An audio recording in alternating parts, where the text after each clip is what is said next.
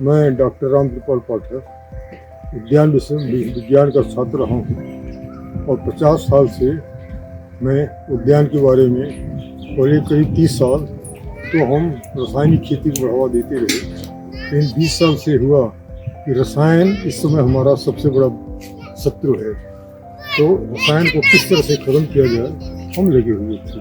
पहले हम biodynamic farm का हम कई पोस्टों पर रहे। 30 साल पहले उद्यान निदेशक उत्तर प्रदेश के रहे, फिर 5 साल जो है एक ICR का इंस्टीट्यूट आम का है, केंद्रीय उपोष्ण बागवानी संस्थान, उसमें निदेशक रहे। लेकिन मैं सदैव प्रयास करता रहा कि रसायन से किस तरह से जहर मुक्त खेती किया जाए। और अगर हम देखें इस समय रसायन की खेती के कारण पूरा भारतवर्ष एक तरह से एंटीबायोटिक पर जिंदा है। कहीं भी आप जाइए इतने ज़्यादा हॉस्पिटल बढ़ जाएंगे, अंग्रेज दवाएं मिल जाएंगी, और किसी हॉस्पिटल में जाइए इतने ज़्यादा मरीज मिल जाते हैं। कई बार बड़ा विचित्र बात हो जाती है कि क्या हालत हो रही है।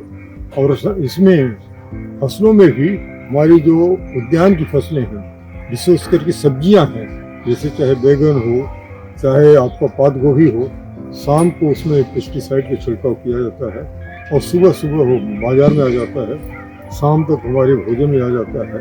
इस तरह से जो हमने 2 गलतियां की। एक तो 50-60 साल पहले हमने रसायन आधारित खेती को, उस समय हमारा उत्पादन बहुत कम हो गया था, उत्पादन के कारण अलग हैं, तो हमने रसायन आधारित खेती यूरोप से मंगाई।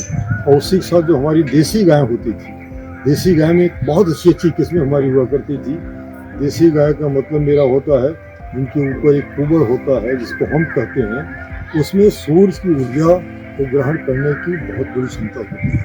हम उसकी जगह दूध के लालच में विदेशी गाय मंगा लिए। हमारी जो देसी गाय हैं उनका जो दूध होता है, सूक्ष्म में ही बताना चाहूँगा, उसमें E2 मिल्क कहते हैं, उसमें प्रोटीन ज़्यादा होता है और इसके कारण से हमारे सत्यवर्धक होता है। और जिनकी गायों में एकदम से सपाट प्रोटीन है जिसमें हम्प नहीं होता, उनका E3 हो रहा मिल्क, उसमें हिस्टिडीन नाम का तो एंजाइम होता है, वो कैंसरकारक है। तो हमारी जो मैं बात करना चाहूँगा, आजकल मैं कॉस्मिक खेती की बात करना चाहता हूँ। आज भारतवर्ष पूरी रसायन का तो 100 साल का है। 100 साल पहले कोई रसायन नहीं होता था और हमारे पूर्वज क्षित, जल, पावक, गगन, समीरा, इनसे हमारी शरीर बनी हुई है। और ही 5 तत्व हमारे इसके हैं, पंचतत्व हैं। हम इसको कॉस्मिक फार्मिंग क्योंकि पूरे विश्व के लिए कर रहे हैं। जो हम भारतवर्ष की बात करेंगे तो हम इसको प्राकृतिक खेती कहना चाहते हैं, और पूरे विश्व की बात करते हैं तो हम ब्रह्मांड की ऊर्जा की बात करते हैं। तो ब्रह्मांड की ऊर्जा की अगर आप देखें तो कितनी अपनी बहुत बड़ी विचित्र व्यवस्था दे रखी है। भूमि के अंदर जो सूक्ष्म जीव हैं जिनको आप देख नहीं सकते हैं, सूक्ष्मदर्शी देखा जाते हैं, केचुए और बाकी जो जमीन में काम करने वाले ड्वेलर्स हैं, एक कॉस्मिक ऊर्जा को ग्रहण करने की उनमें क्षमता होती है। पौधों में जो देखें हरापन होता है, उसमें एक होता है जिनको ओट कहते हैं, एक कार्बन डाइऑक्साइड को अवशोषित कर करके हमें जिंदा रहने के लिए प्राणवायु देती है। प्राणवायु बिना 3 मिनट से ज़्यादा नहीं रहा जा सकता है। इसका एकमात्र स्रोत जो है ये पेड़ पौधों के जो उसमें जो है रंग होते हैं, और इनमें जो हरापन होता है, इसी में जिसको हम क्लोरोफिल कहते हैं, एक प्रकाश संश्लेषण द्वारा ये भोजन बनाती है और वही भोजन का सेवन सब करते हैं, चाहे जितने जीव जंतु हैं। और इसके बाद हमारी जो देसी गाय हैं, इनकी जो उमड़ है जिसको हम कहते हैं, इनके जो सिंग है, सबकी कॉस्मिक ऊर्जा को खत्म करने का मतलब पकड़ने दोहन का बहुत बड़ी क्षमता होती है। अगर आप देखें तो प्रकृति ने तो 3 साधन अपने दे दिए हैं, सूक्ष्म जीव दे दिए हैं, केचुए दे दिए हैं, पेड़ पौधे दे दिए हैं, जानवर दे दिए हैं। अब गाय को देखें, हमारा जूठन, हमारा भूसा, जो कुछ है, इनको जब सेवन करती है और उसके बाद सेवन से इसका जो द्रव्य मिलता है, चाहे गोबर हो, चाहे गोमूत्र हो, चाहे दूध हो, ये अनुपम होता है। ये न तो किसी फैक्ट्री में बनाया जा सकता है और न किसी लेबोरेटरी में बनाया जा सकता। इसका केवल एक मात्र स्रोत हमारी माँ गाय है। इसी तरह से हमारे पौधों की बात मैंने बता दिया, सू का काम करते हैं। और केचुए मतलब हजारों साल तक हमारी केचुए करते रहे हैं। मैं जो बात करना चाहता हूँ कि प्रकृति ने, अब इसे हमारे आदरणीय मोदी जी कहते हैं कि धीरे धीरे यूरिया का उपयोग हमें कम करना चाहिए। मैं आपको बताना चाहूँगा, प्रकृति ने वातावरण में 78% नाइट्रोजन बनाया है और उस नाइट्रोजन को दोहन करने के लिए तमाम तरह के पौधे बनाए हैं, जिसको दलहनी फसलें हैं, जैसे ढेंचा है। इसको अगर हम खेती में करें तो काफ़ी सारा जो होता है वातावरण का जो नाइट्रोजन है वो हमारी ज़मीन में आ जाता है। इसी तरह से गाय का गौमूत्र है, गोबर है, इसमें बहुत सारा फास्फोरस, पोटास, कैल्शियम, सल्फर सब आता है। और इससे हम एक चीज़ बनाते हैं जिसको जैव नियामक कहते हैं। जैव माने जो जीवित, और नियामक में पेड़ पौधों को ग्रोथ बढ़ाना, उनकी फसल को बढ़ाना, उसमें कीट व्याधियों से करना। तो जैव नियामक यहाँ पर बहुत अच्छा बन सकता है, और उसको बना कर करके यहाँ के उपयोग किया जा सकता है और बाहर दिया जा सकता है। और एक सबसे जो विचित्र बात है वो हमारे, अगर आप देखें तो भारतवर्ष में आदिकाल से यज्ञ होता था, और जितने दिन तक यज्ञ होता रहा उसमें कोई बीमारी हमारे भारतवर्ष में नहीं आती थी।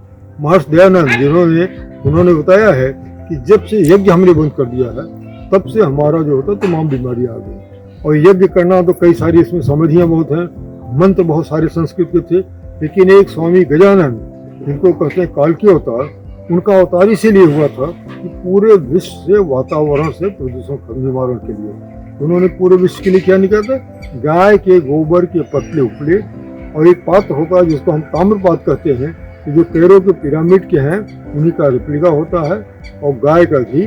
और जहाँ पर अग्निहोत्र किया जाता है उस जगह का सूर्योदय कब होता है, सूर्यास्त कब होता है, वो समय आ गया। और उसमें पहले उपले सेट कर लेते हैं, और उस उपली सेट करने के बाद एक उपले में थोड़ा सा घी चुपड़ कर करके बीच में डाल देते हैं। जिस समय हमें आहुति डालनी होती है उस समय हमें उसमें जो है लौ निकलनी चाहिए। तो प्रातःकाल चूँकि 2 आहुतियाँ देते हैं, तो बाएं हाथ में या तांबे की एक प्लेट में थोड़ा सा अक्षत चावल ले लिए और उसको गाय का घी चुपड़ लिए, और जिस समय आहुति जल रही है, सूर्योदय हो रहा है, पहला मंत्र पढ़ते हैं सूर्याय स्वाहा सूर्याय इदं नमः, और दूसरा है प्रजापते स्वाहा प्रजापते इदं नमः। मंत्र को फिर से रिपीट नहीं करना है, कोई ओम नहीं लगाना है, कोई और चीज नहीं निकालना है। अपने घर का, अपने डेयरी का जो दूध है उसको उठा करके जो घी बनाया गया उसी का उपयोग करना चाहिए। उस पात्र को वहीं रहने देते हैं, और शाम को जो अग्निभस्म है वो अग्निभस्म को हमें अग्निहोत्र भस्म को अलग ही मिट्टी के पात्र में रख कर करके पुनः उसी तरह से गाय के उपले लगाते हैं, अग्नि का दहन करते हैं। शाम को मंत्र हमारा बदल जाता है, अग्ने स्वाहा अग्ने इदं नमः प्रजापते स्वाहा प्रजापते इदं नमः। मैं राघव जी से अनुरोध करना चाहूँगा कि अगर कायदे से किया जाए तो इसको हम कहते हैं रेजोनेंस पॉइंट, उसमें तो 200 एकड़ एक जगह से अग्निहोत्र करके एरिया को सकारात्मक बनाया जा सकता है। और उस 200 एकड़ में जो जीव जंत जानवर पशु पक्षी सब के सब ऊर्जावान होते हैं, हमें कोई रासायनिक जरूरत नहीं पड़ती है। इन सब को मिलाकर जो खेती है उसको हम पासमी खेती करना कहते हैं। मैं राघव जी को, इनके परिवार को, या उनके माता जी को, उनके पिताजी को बहुत बहुत साधुवाद देना चाहेंगे। इस तरह के पुत्र को पूरा जो है गाय सेवा के लिए दे दिया है। अब आज यहाँ पर ब्याहुत होने समय शुरुआत कर दी है, और इन्होंने कहा है कि शाम से हम अग्निहोत्र करना शुरू कर देंगे। अगर दोनों चीजें हो जाएंगी, मेरी परिकल्पना ये है कि मोदी जी तो पहले कहते हैं योगा योगा पूरे विश्व में बढ़ा दिए। जिस दिन होमा को और योगा को हम लोग जोड़ सकते हैं, उसमें पूरे विश्व में भारतवर्ष को पुनर्गौरव दिला सकते हैं। यही हम इसके लिए आए थे, इसकी अपेक्षा करते हैं। अभी यंग बच्चे हैं 20 साल के, मैं आशा करता हूँ कि अपना समर्पण गौ के सुरक्षा के लिए करते हैं, अग्निहोत्र की सेवा में भी आ जाए तो पूरा एक रिकॉर्ड बन सकता है। और पूरे विश्व में मैं ये विश करूँगा कि ये गाँव आपका जो है पूरे विश्व में एक रिकॉर्ड बनाए कि होमा योगा को जोड़ दिया गया, और हम क्या कुछ कर सकते हैं। और पुनः जो है बस इसमें बहुत कोरोना ने दिखा दिया कि पूरे वर्ल्ड को कोई तरीका नहीं है, लेकिन अगर इस तरह की किया जाए तो कोरोना वगैरह कोई हमारे पास में नहीं आएगी। बहुत बहुत साधुवाद। गौ सेवा, जीव सेवा एवं अन्य सेवा हेतु आप श्री अपना सहयोग श्री राघव गोवर्धन गौशाला समिति के बैंक अकाउंट में या पेटीएम के माध्यम से जमा करा सकते हैं। आपके द्वारा संस्थान को दी गई सहयोग राशि आयकर अधिनियम की धारा 80G के तहत आयकर मुक्त होगी।